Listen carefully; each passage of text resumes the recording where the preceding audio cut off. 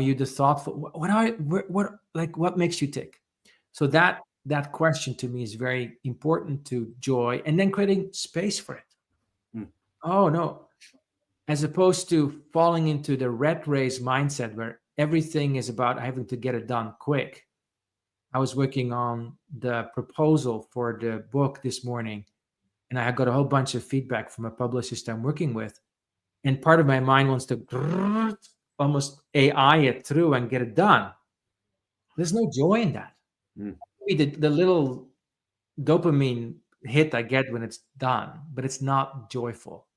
So that take a step back and say, oh yeah, how can I think about this a little different? What's a good example here? Oh, like that. So then it's like cooking a good meal, which is we're in Thanksgiving week in the US, right?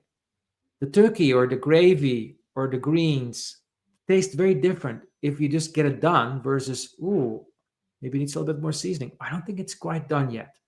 So to me, joy comes from finding your gift and putting that gift to good use. And it's not just one thing, right? It's not just I have to be, but just finding different ways to to figure out what you love and then make space for it.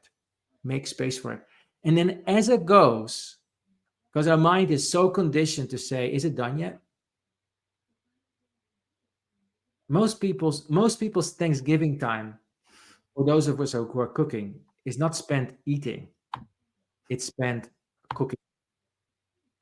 And can we enjoy the meeting, the being in the conversation together, the difficult conversation, and the creation of the email, the preparation of the performance review, in the whatever we're doing? That moment is never going to come again. That It's powerful. Um, as you think about this, and I know on this show, a lot of times we like to focus on the practical advice, so for the folks that are watching and listening today, Hilke, this isn't the easiest topic. I love that you kind of come out of the gate swinging with this from a practice perspective, because it is so critical to get ourselves right, to show up as best we can for those that we lead, those that we seek to serve.